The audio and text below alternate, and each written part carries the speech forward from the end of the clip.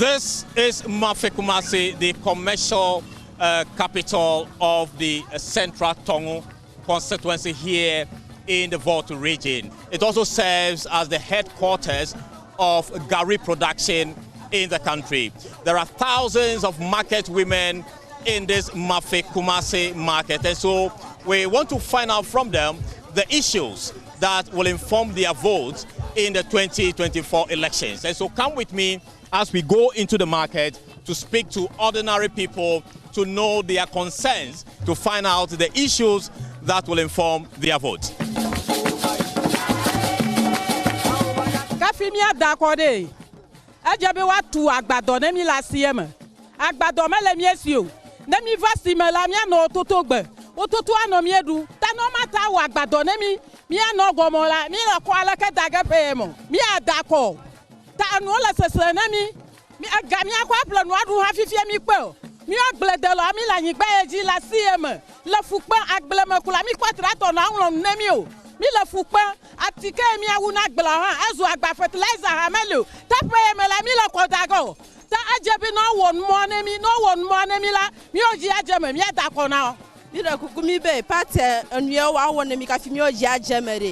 Nova to asime gbadonemi mi onyono 1 week kafimi no asifle legie 1 week mala edidi eta nova to asinemi mi ano toto gbocho ndende zado mi po tractor han na nronu nemi o mi po fertilizer han mi pie pepere nma na wo pepere nma na mi kwa mi oji ajemi mi adakono ndi be na mi asichaga oba to asenemi mi aponope na chijajala mi le no pomo station mele mi esio tanu manye mi ohenhio mi o dede no ahien la sema na zadola o fure nemi no pamelo adusi pamele mi entio ngbegro la so bola sema ta pepere ma mi dibi no chomi egbo na be pati keke pele mi entire mi apon kumene ma di mi le ma Kuma fi kuma senye asi gande die asi lolo asi ko ma mi esio asi o ba bloni bi atu asi na mi mo tu asi na mi o corona vala o ba lo mi ba tro gba to ma fukaka mi pe fulo ma fukaka yete mi de amekenya ba tu asi mi ko mi onya no mi sugbo wu nchuo no tu asi na mi la wo tu agba ho la ma na ko no ba sima na ma jola apedara agba ho ma ana bi asi ha po ma la nwota tikiti ko la o la mi o ba tara tikiti ko mi po ho to ga la asi ma do no na asi unti asi fi la asi ma akami na senti do mo yete mi onya no mi sugbo wu nchuo amekenya ba tu asi na mi onya no kwa mi la yo malo. Market women here in the Kumasi Central Market are making some few demands. Number one, they want shares provided for them here in the market because according to them, they have no shares, and so they are being compelled to do business under the sun. And so they are expecting any political party that would come to them to build shares for them. Number two, they want some warehouses built so that Gari and other goods like this can be kept in these warehouses, as and when they need to go pick them to sell, they can do that. The third demand is that the market is very disorganized, and they want all these political parties who be coming or vying for their vote to ensure that the market is rebuilt, and then vehicles are able to move to and fro the market to enhance their business. And the fourth demand from them is that they need tractors to plow their farms so they can enhance their business. So any political party that can do this for them, they will vote for such a political party. And these have been their concerns from the Kumasi market here in the central Tongu Constituency of the Volta region. NDC, NPP, CPP, Papa Uwe,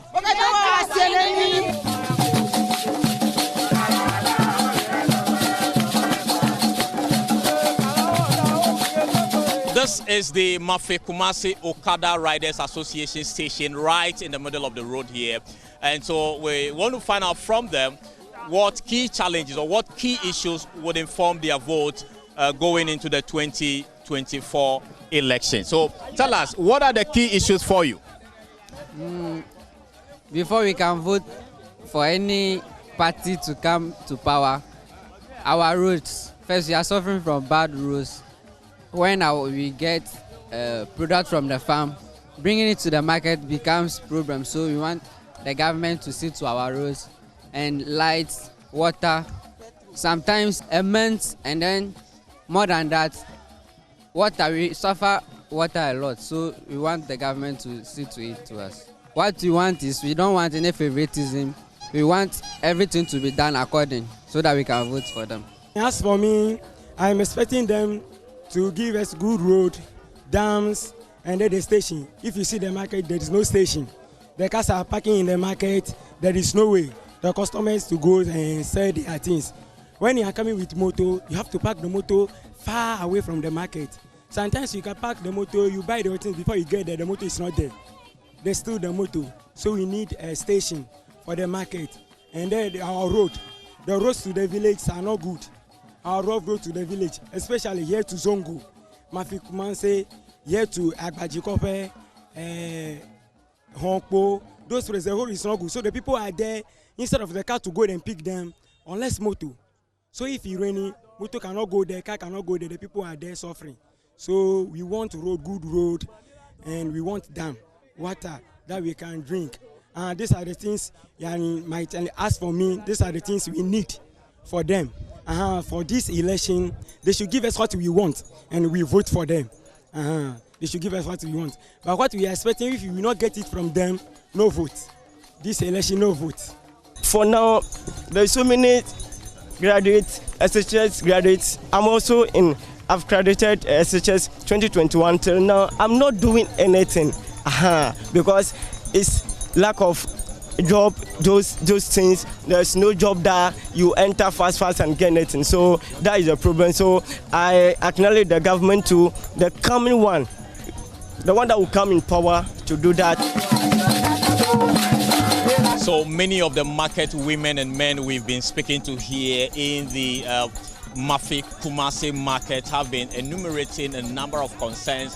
One has to do with lack of space for these commercial vehicles to park. And so this is the way they park on the main road, causing huge traffic situation here. And so they expect the incoming administration, be it NPP or the NDC, to come up with a plan as to how this market would be redeveloped to ensure that these vehicles have proper places to park to enhance productivity amongst market women and men.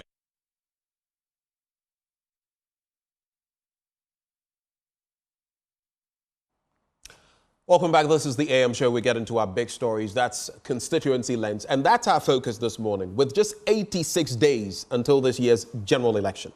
The race between parliamentary aspirants across the 275 constituencies of the country is intensifying. Constituents are making demands, expecting candidates to address their concerns. Now, this morning, our constituency lens is focusing on the central Tongu constituency, where the two leading aspirants on the tickets of the NPP and the NDC clash over who has the expertise required to lead that constituency. If you are in that constituency, I'd love to hear from you this morning. But joining us in the studio for a debate, and I said debate, not slinging of unsavory words, are the parliamentary candidates for the NPP and the NDC. Godwin Ayikpa represents the NPP. Alexander Roosevelt Hotoje represents the NDC. Gentlemen, good morning. Good morning. Good morning. It's good to have you join the conversation this morning. I'll ask both of you, when was the last time you were in Central Tongu? I'll start with you.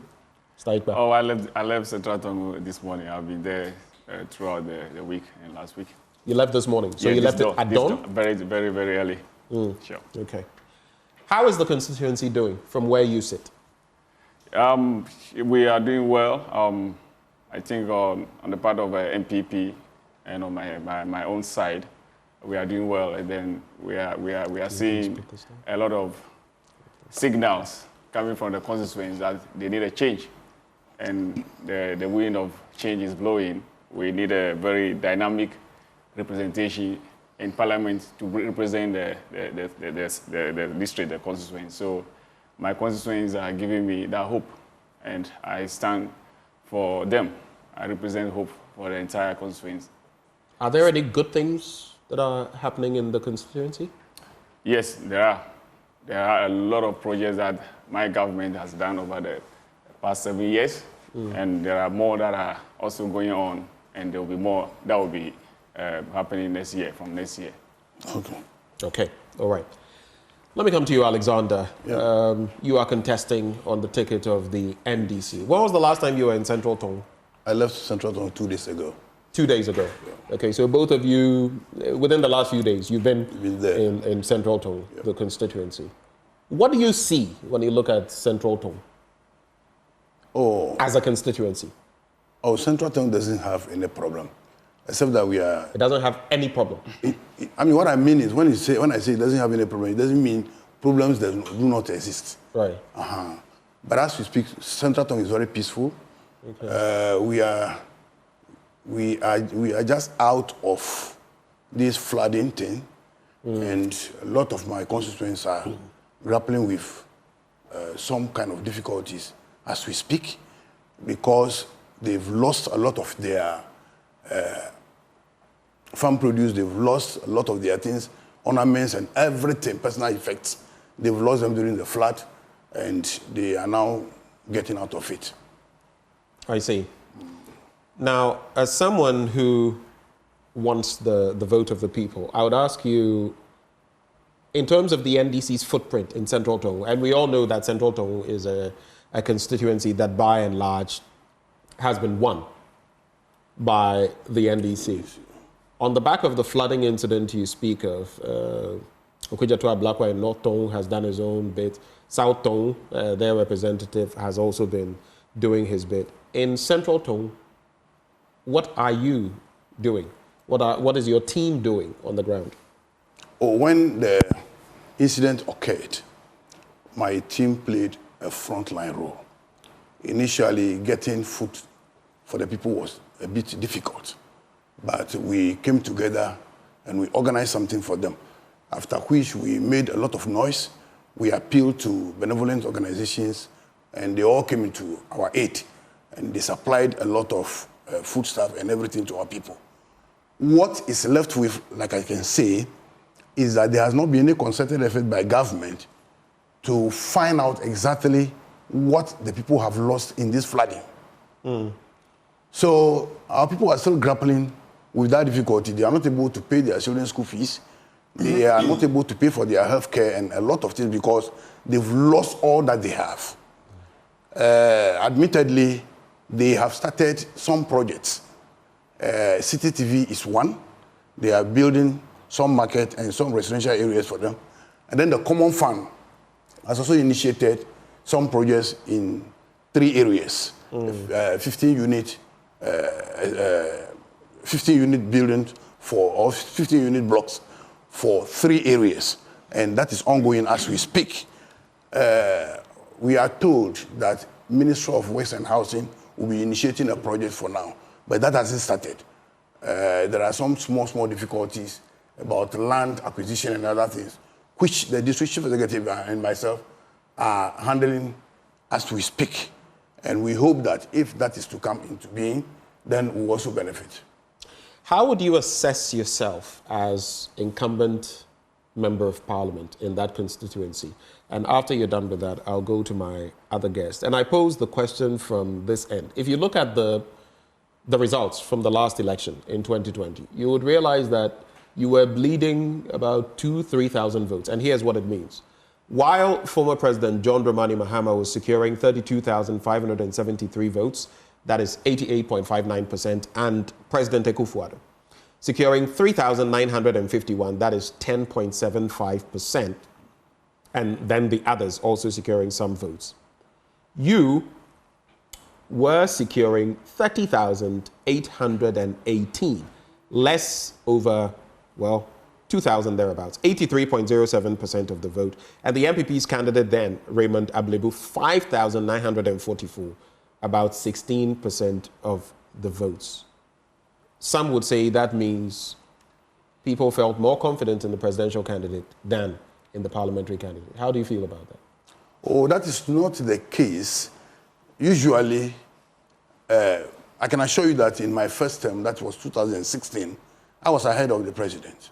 But that doesn't speak well of you as a parliamentary. It doesn't speak well of you. Yeah, you need to. Does it not show that you are working, you're on the ground? Some have said that means maybe the person is even doing so well that people prefer the person. Let's not forget that you go through elections. You go through primaries. There are people who belong to your party and they were not comfortable that their candidate didn't win. And those people during the general elections, they vent their spleen on you. So if you see a parliamentary candidate securing a less vote than the presidential candidate, it doesn't necessarily mean that the parliamentary candidate is not wanted. It simply means that because of intra-party difficulties, some people decided to vent their spleen on the parliamentary candidate. But that doesn't mean I'm not on the ground. I am on the ground. I see. Yeah. I don't know what your reactions are. Your predecessor secured about 5,000 plus votes. Yeah. It's almost like night and day if you look at the results. Yeah. What convinced you to want to step into the fray as far as Central Tongu is concerned, especially where your party is very weak? Yeah, thank you very much. I'll say that that is not an issue to me currently because the people of Central Tongu have been neglected for far too long, and now everybody is now waking up, and NPP is getting more attractive because of our policies that would relieve the people and has been relieving the people of their economic. You mentioned two things. Let me quickly pin you there. They've been neglected in what? And then you speak about policies. So tell me about the neglect. Where have they been neglected?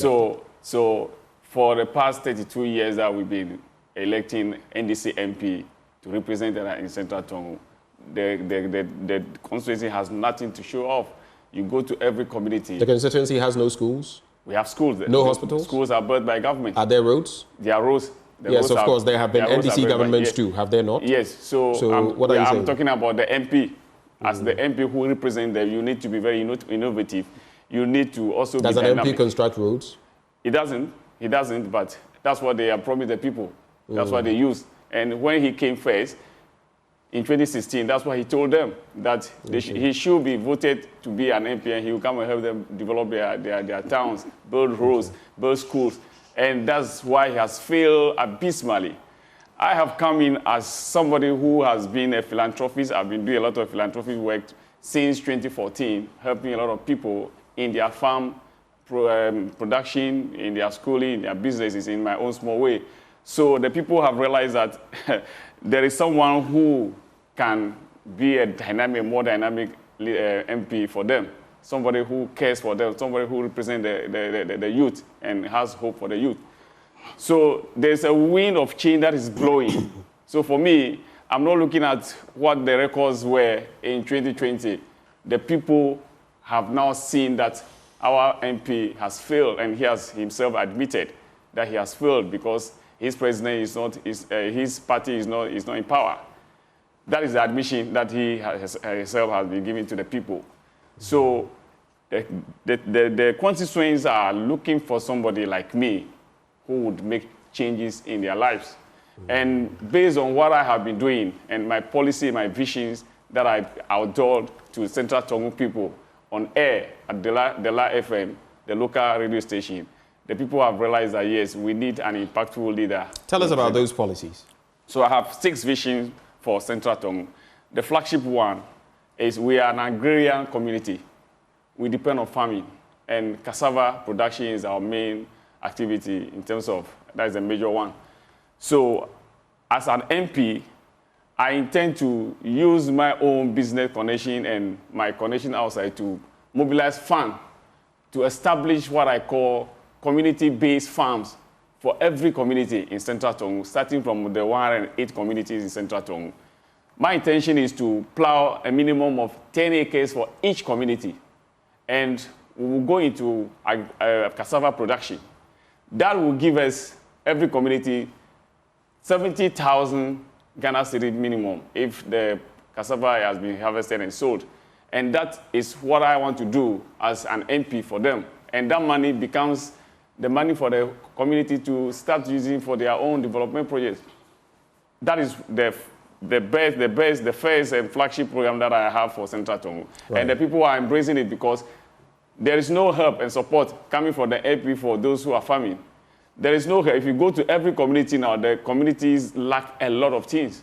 So the people see me to be someone who can bring change into their community, and that is the first. Secondly, I want to use this to make a case for Central Tongu. If I plot 10 acres for each community, which I have made preparation for, it means that in a year, Central Tongu would produce 1,080 acres of cassava. And that will make Central Tongu the hub for cassava production. And cassava is used for starch. So a lot of investors will now troop into Central Tongu to establish starch factory, and that will give the youth also a lot of jobs. So I have a very bold vision that the people have embraced, and that's how they are calling for Kasola. Everywhere you go, they call Kasola. My MP, who is my brother, is no more popular there because he has failed abysmally. Okay, all right.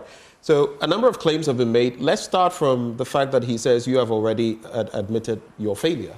Who has admitted his failure? I'm saying that he is suggesting that you have admitted your failure, and I'm trying to confirm whether you've admitted that.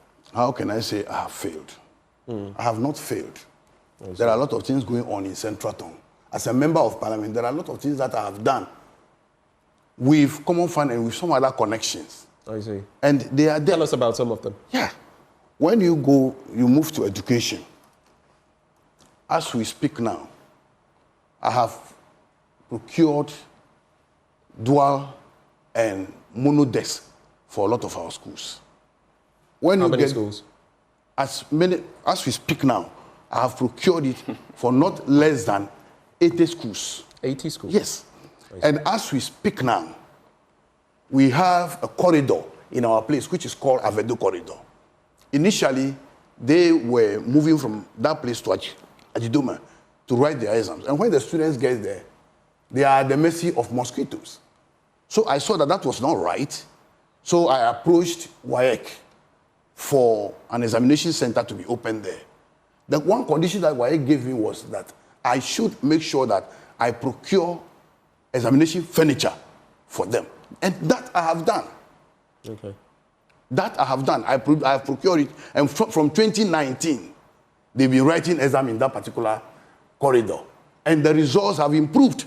And the general result of the constituency has improved.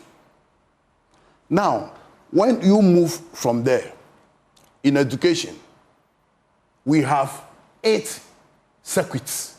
And I have realized that the circuit supervisors do not have motorbikes. They don't have means of mobility to visit the schools.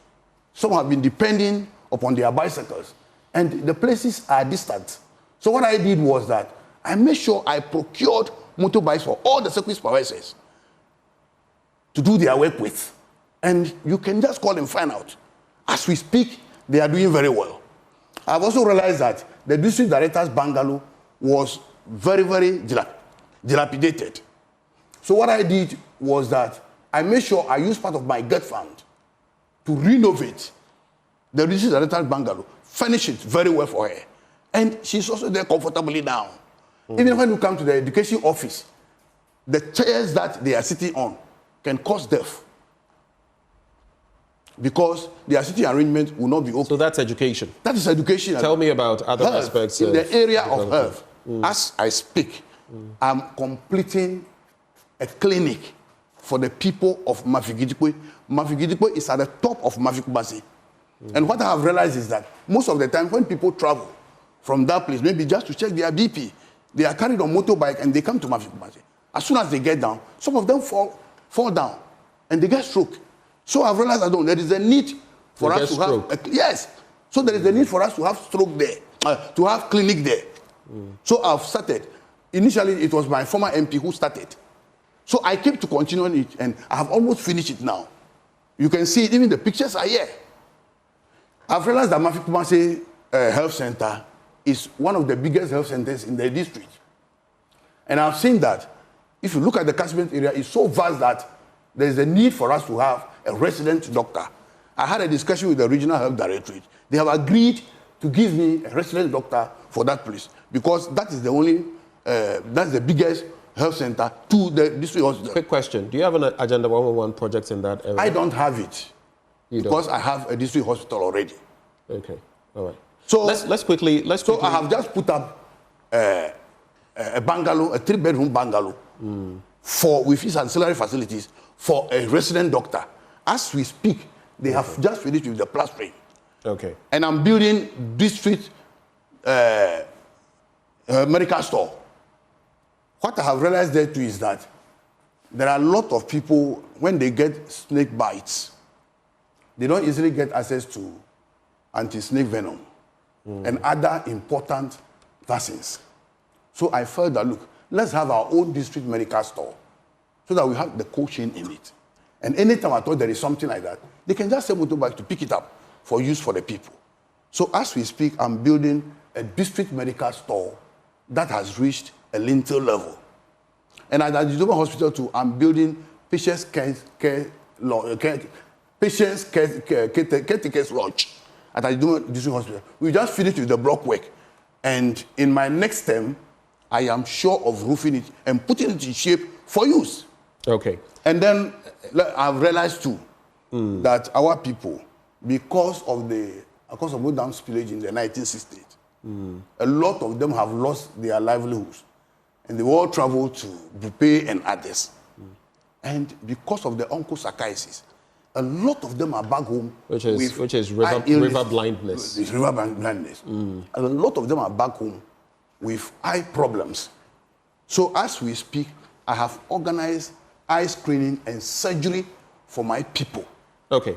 3 times. So these are your claims to fame. Your claims to fame. Yes. You feel, having done this, you have done well. I'll come back to you on the point of roads, and I'll come back to you on what your policies are. So when I say roads, I know you don't build roads as an MP, but how have you fared in terms of getting network development in your area? And then I'll come back to you for your policies. He says he's not a failure. He says he's done all of these things. If indeed these things have been done, why do you refer to him as a failure? Simply for political capital? Yeah. Not at all. Thank you very much. Most of the things he said he has done, to me, are the low-hanging fruits. Because even individuals like me have been doing those things when we're even not MPs. It's good you brought that up. Just hold for me. I want to bring this up. I've noticed the trend, and you pointed to it, Godwin. Yep. That even before you get into parliament, you do all of these things, some of them costing a lot of money. How do you fund that?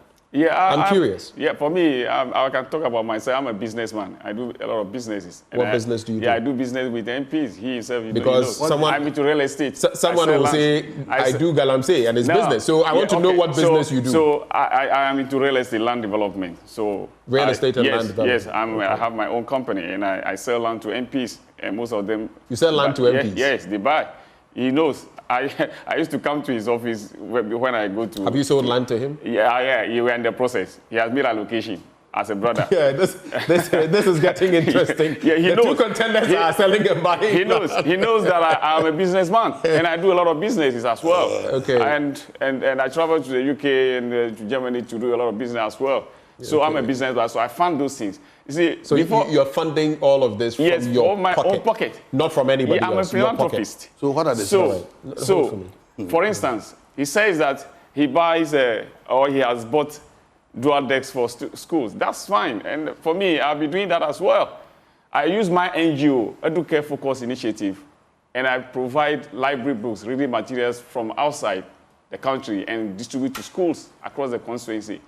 And I also buy quality, durable desks that I bring them from the UK. And I distribute to schools. Currently, I have applied for computers for schools.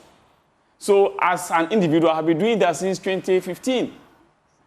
But so if he is the MP and he mentions dual desks, which the DC Assembly through our DC have been providing, for me, even though he has done it, I don't have at least some lobbying must be involved, right? But let me quickly ask. I'll come right back to you. So those are cosmetics to me. I'll come right back to you. The people who really in their communities need development. Hold for me. Let me regulate this. When some schools like the Adidome Senior High School, Mafikumasi Senior High School, have they benefited from that? They've benefited. During the... But you said 80, right? 80 schools. It's both basic and then secondary. I started from the secondary. Okay, I just wanted clarity on that. Started. I just wanted clarity on that. On the ground. Back to you, Godwin. Back to you, Governor. Okay, so if he says that he has done all these things, most of them, the major ones, have been done by our government. This assembly has championed that. He sometimes mentions projects that he claims he has done. Meanwhile, he wants to arrogate those projects to himself. And when our honorable DC challenged him to a debate on our local radio station, he failed to turn up. So for me, you can provide dual decks for schools. That's fine. I have been doing that when I'm not an MP. But the reality is that if you go to the communities, they lack developments which you cannot provide. So that has been the perennial difficulty and challenges we have. And that's the reason why Central Tongu Constituency are calling for change. Right. I have decided to use my own business connection, my resources, to make a change in each community. Right. And that is what they are embracing. All right. Hold for me, gentlemen. Let me bring in Mama Dede II, divisional queen of Mafi Adalekwe. I hope I pronounced it properly. Yeah, Adalekwe. Okay. Adalekwe. Yeah, Adalekwe. Okay. Adalekwe. Okay. She joins the conversation as well. You are via Zoom. Thank you so much, Mama Dede II, for joining the conversation. I hear you have some issues in respect of market women. Please explain to us what the issues are in the constituency as far as market women are concerned. Mama, you will have to unmute. There's an unmute button. Just press it so that when you talk, I can hear you. There's an unmute button. We'll work on that and get Mama back on the line. She's divisional queen of Mafi Adalekwe, so that we can have the conversation with her. I really want to hear what she has to say and what your response will be and how maybe futuristically we can address some of these. But let me come back to you. You are giving me more time. You didn't allow me to. You didn't give me enough time to say. To say what? Yeah, to say some of the things I've also started doing. I'll come back to you. You're giving me a lot of time. So, Mama Dede, yes. I'm regulating this, keeping my eye on time. So please let me do that. I can hear you now. Please, I don't know whether you can hear me. Can you hear me? Yes, please. I can hear you very clear and loud. Right. So the NPP and NDC parliamentary candidates are in the studio. Tell us about the problems of market women. Oh, thank you so much for giving me this opportunity to talk. Yes, I'm Mama Dede, the second from Adalekwe, and I thank them both MPP and the parliamentary candidates. Fine. About the market women, we have a lot of problems. The women had a lot of problems to address, and you know, Mafi is the biggest dairy processing unit or market when it comes in Ghana. People come from various regions to come and patronize. But we don't have shade, we don't have good roads, we don't have the market when it's Monday. In fact, it's cloudy, especially when it rains. That is the biggest problem we have. They don't have where to stock their items. You know, Gary with water does not go. And this is our major problem. And other problems, in fact, when it comes to women, you know, we the women, we are more, and we patronize markets more. So we are facing the problem more than the men. I would like to congratulate both parliamentary candidates. But please, I'll plead that if something can be done, if the government can come in and assist them to do something about the market for us, I will be very glad, and our women will be so happy, because the lamentation is so much. The roads are not good. Though the MP, I will congratulate him. I'll congratulate them for doing a great job, like trying to amend the roads for us. But you know, they alone cannot do it unless the government come in to assist them. Some of them have to carry the gari on their head to the market. Some of them have to cross rivers. Some of them have to take motorbike and have accidents. Some of them have to go to a lot. Teenage women, teenage ladies have to be following the motorcycle people to carry them because they want to patronize the market, and at the end they become pregnant because they have no option. These are all challenges. That is what I have to say about the market for now. Okay, so shade for the market women. I'm talking, likely you are talking about stalls, proper places where they can get shade. Then good roads. Yeah, you can get shade. Good roads. When you mentioned the Gary production, Mama Dede, let's do this so that we can get the salient points. When you spoke of Gary production, is there any help they need in that regard? Yes, please. They need a lot. They need a lot. Because when I said they need a lot, this is where we know the major crop we plant in Mafi is cassava. It's cassava, and cassava is the major crop they do, and that is what they do in processing the Gary. So we need machines, we need equipment that they can do to process the Gary. That Mafi can export Gary equally, because if we are the largest, and I would say the biggest community that produce Gary in the whole nation, let me say, in whole Ghana, Mafi is the biggest Gary processing community, and I would say we can equally export, and that will bring employment to the youth, to the women, to the men and other people. My major concern is yes, sir. One. You can call me Ben, please. One last thing. I don't want to miss it in case the connection goes bad. Your MP. Yeah. How would you rate him? If I asked you to rate his work on a scale of 1 to 10, I'm talking about Honorable Alex. I'll get the other name. Gabi, as you know him. How would you rate him on a scale of 1 to 10? And how would you rate the work of Godwin, the MPP's candidate there? You are live on air. How would you rate your MP in terms of his performance? How would you rate the MPP's contender, Godwin? How would you rate them?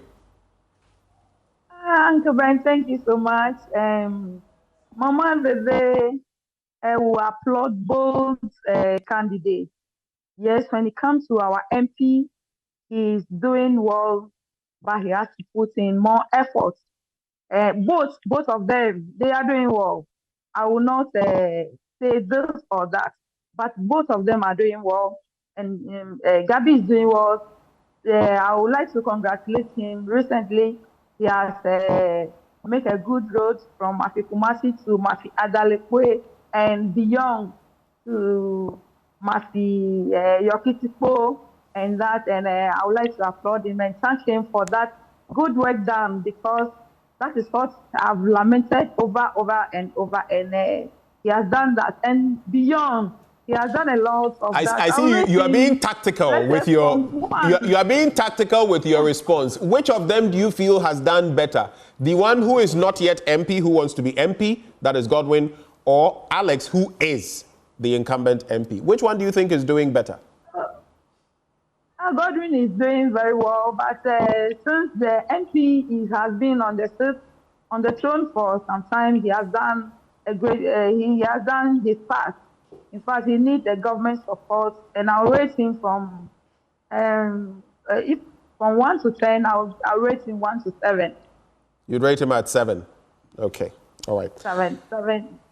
Mama, thank you so much for joining the conversation. I know I pushed you there, but we must get to the bottom of matters. Mama Dede II is divisional queen of Mafi-Addo. Interesting comments. The man claiming that I'm not giving him enough time, though I'm watching the time here. Godwin, what are your reactions to some of what she just said? Interestingly, she speaks about Gary production. She talks about the fact that Mafi-Kumasi has the capacity to export Gary in her in her own terms. She talks about the marketplace, shade for them, or stalls. I don't know what the situation is, what specifically she'll be referring to. Good roads for them and all of that. What are your reactions? Well, thank you very much. I thank her very much for her comments. I think with regards to the market, she's right. The market is not in any good shape. I visit there most of the time, and I see how the women suffer, especially when it rains. So with regards to the gari, yes, that is true. But I am looking at a different approach. Cassava can be used to produce starch, and that is also even more lucrative than gari. So I have my personal vision or plan to make our production of cassava very profitable, and that's what I wanted to do, to plow for every community. What you told me about, yes, what I told you, yes, you know, yes.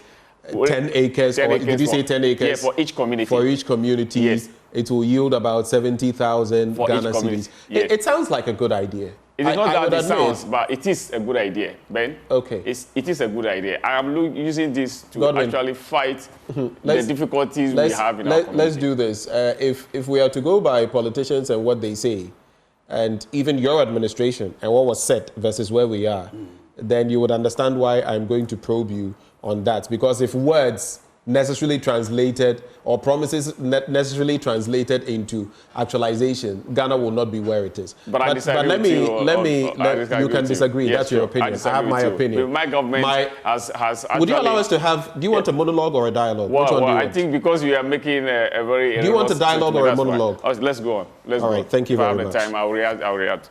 Now, you say these. It's one thing saying them. It's another thing actualizing. How much will this cost in terms of the equipment? And that is where the devil is. Sometimes our politicians say things, but what goes into the bottom, how it will work, is where, so we are convinced, but how does it work? How much are you thinking this will cost you, even in terms of machinery? Let's forget everything else. I'm not even talking about land and how the communities will manage them and how many people will be involved.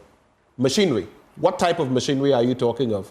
What is the cost per community? So, Ben, I think you didn't understand my policy, the policy I mentioned. I said, I did not say that I'm giving my community machinery or equipment. We are into farming.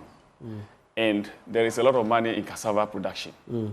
An acre of cassava today, when sold, will give you a minimum of 7,000 Ghana cedis, 1 acre. So I am planning that I will plow 10 acres for each community. And how are you going to do the plowing? Yes. With what? There are tractors that are plowing, right? Yes. No, okay, I'm not giving the tractors. I have made money available for that. I understand. Yes. So how much 5,000 per acre? It's 500 cedis per acre. Per acre? Yes. How long is that, the tractor, 500 cedis? For how long will they, I mean? For how long? I don't understand. For what period are you paying 500 cedis for the use of the tractor? For what period? When a tractor plows 1 acre, it could be 20 minutes. They take okay, so it's one plowing of the 1 acre land. That's it. Okay, so a community, right. I would have made provision for 5,000 cedis for each community, 108 communities, for them to plow 10 acres of land, for them to go into cassava production, and that will give them 70,000 cedis. I didn't say I'm coming to give you equipment. So you can do the calculation. 108 police station communities that we have. If I make provision for 5,000 to plot 10 acres for them, how much is it? That is. So you said 108 communities, yes. Right? 5,000 cedis. Yes, that is by 10. So yes. 10 acres, an acre costing 500 cedis for the tractor to plow once. Good. Right? Yes. Are there possibilities that maybe in some areas the tractor would need to plow more than once? Or once should be enough, per your estimate? I am not looking at those details. Okay. You don't understand farming as the way we do it. I want to correct. If you are plowing 10 acres of land for a community, it is good. You can use only one tractor. I am ready to pay, and I also have my own tractor anyway. Hold for me. I'm making available 5,000 to plow 10 acres. My grandfather was a cocoa farmer, so it is good. I don't understand farming, and you do. And it is also good that you are not paying attention to those details, according to your own words. But I want 5,000. Please hold for me, Alex. I'll give you enough time. Please. All right, it is my time. You are looking at 5,000 CDs, 108 communities. Sure. That gives you 540,000 CDs. Yes. And this is coming out of your pocket. Yeah, from my own pocket. All right. Thank you very much.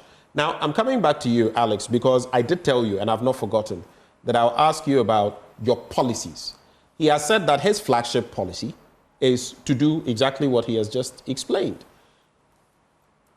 10 community area, 5,000 CDs for the tractor to come and do their work. He is hoping that in each of these 10-acre communities, he's going to generate 70,000 CDs from cassava. And you can do the multiplier. How he's going to raise the 540,000, he says it's out of his pocket. What is your flagship policy? What are your policies? Let me correct an impression before we move on. My brother is saying that we have 108 communities. I didn't say community, I said police station communities. Police station communities? Yes. The issue is this. No, is it factual or not? Listen, when you were speaking, I didn't allow him to interject you. Please, let him speak. Thank you. We have some police stations that have as many as 10 communities under them. You understand? But you must also understand the fact that he is saying he has done his division into 108 communities. No, whatever the case may be, whether it is electoral or whatever, he's saying he's targeting 108 What I mean to point out here is that if you are having 10 acres for each police station, you understand? There are police stations that have as many as 10 communities under them, very big ones, and there are some that have even 13. I'm just talking about the inadequacy of whatever you are going to do. You get me? So you say there are how many? We have 420 communities in Central Town. 420 communities. Okay. You understand? That are grouped into polling stations. Right. And unfortunately, some of the communities go as many as Do all the communities produce cassava? Virtually. Virtually, okay. Yeah. But what if he is saying, what is within my strength is to target 108 communities? Maybe he's not saying, I want to target all 420. Yes. Maybe he's saying, I want to target only 100. That is what my strength is. We are there to see it. Let's move on. Bring your strength as well, and that's it. What? That's my strength to start with. Bring your strength as an MP. I have been a member of parliament for the past 2 terms, ending my second term now. I follow because the MP doesn't have any ring-fenced statutory funds for development, because the MP is not a development agent. Okay. You understand? So you know you are not a development agent, Yes. but all of you, I see you going around promising a lot of the things you are promising. Knowing very well that especially if Alex, I promise lobbying, I don't promise. Hold for me. Especially if your government doesn't come to power, it's even more tricky because we know how our politics is. Very good. But all of you, NDC MPP, go promising. If I had promised my people, I would have been thrown out after the first term. I would have been thrown out after the first term because they measure whatever you have done before they vote for you. My people are not down there. They are not. Let me ask you this. Our man on the ground, my very effective colleague, Carlos Carloni, who actually went to your constituency, he tells me that the people say they need tractors to plow their farms, and that those he spoke to are calling, that aspect is separate, are calling for a plant pool for Mafikumasi to be established in Mafikumasi so that farmers can go there and plow for them. What do you make of that? Is exactly what my party has in its manifestos. That is what you have in your manifesto. Is it your personal manifesto or listen carefully. The party's? Listen carefully. Does it clarify for you? Very good. My party is saying that we are going to have a plant pool. We are going to have farmers services center in each district, and there will be tractors put there, seeds and everything put there, other farming plants put there for farmers. So that anytime at all you are in need, it's a matter of getting your name onto the list. This is has applied for you. The plowing is done for you. Then you go ahead with your farming. You understand? That is what my party has. As an individual, I don't know where maybe I don't know why I will come and stand before my people and tell them that, look, I am coming to buy you tractors. Where am I getting the money from?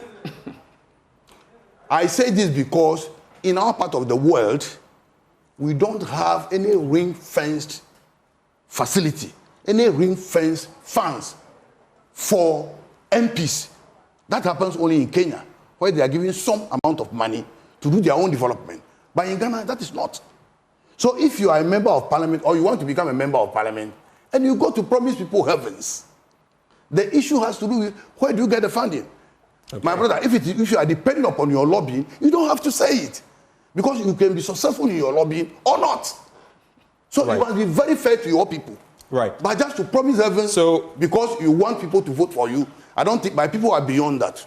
Right. And it will not happen. To move the conversation forward and to conclude, actually, because we have just about 4 minutes left. I'll start with you, Godwin. You want to be MP. It's a Herculean task if you look at the vote disparities between the NPP and the NDC. What is your message to the people of Central Tongu this morning? Why should they vote for you? Thank you very much, Ben. My message, and you can add any other final comments you have. Sure. So before I go to your question, I think you made a point that as politicians, if you know you are just an agent of development, you cannot develop road or build roads. You don't go promising. And that's the reason why I'm not promising. I said that if you know you are not. You are not, yes, you are not. You don't go promising building roads and building schools for communities. And that's why I've not gone to promise any project. I want to use my business to make the people, the community, have that financial freedom, financial space, so that they can start or initiate their own development project. That's what I want to do. I want to use my business quality to make money for them so that they can, on their own, do anything they want. And that is the distinct difference between me and my brother, because when he came, he promised roads. All right. He promised schools. All right. That's what he did. To talk about my manifesto. I never had any manifesto. Please, let's you have just asked him. Don't you shouldn't say things that... No, you can respond to him when it's your turn. Yes, I kept quiet when he was talking because he's my brother. Your time is almost up. Yes, so he's eating into my time. So you have just asked him what is his personal vision for Central Tongu. I have given my personal vision out of my own resources. I will do this. What you made reference to at the plant pool, it is in our manifesto. We started it, and we even started it. The NPP has started it with the drip project already. The drip. We have machinery that have been brought to every district. They are just copying. They cannot do it. But when you ask him as an MP, he has nothing personal to promise these people. All right. That he said. Thank you. I asked you to speak to the people. You spent all your time talking about elaborating on what you've already done. Your final comments to the people. My brother, there were comments that my brother made on this station. It's for the people. If you choose to go there and I cut you, don't get upset. Yeah, I want to tell my people that I have begun, and I'm doing a lot in the constituency. I want them to renew my mandate as they do. And I will do better. I have just started outlining some projects. And he said the NDC hasn't done anything in Central Tongu. Of course. He should come and tell me what NPP has done. So we had a project here. Let me tell you, my brother. We had a project here. Today, it is the NDC that brought the water project that we have in Central Tongu today. It's not true. The strawberry water. It's not true. It is NDC that got electricity to almost every hamlet in Central Tongu. It is not true. We are left It is not true, Ben. Gentlemen, I am grateful for your time. Thank you very much. Thank you. Thank you very much. Those who joined, please. The conversation has ended. All right. So those who joined us for this conversation, as far as Central Tongu is concerned, Godwin, the conversation has ended, please. Those who joined the conversation, we had from the NPP's and Godwin Ayikpa, and from the NDC's and Alexander Roosevelt Hotoje.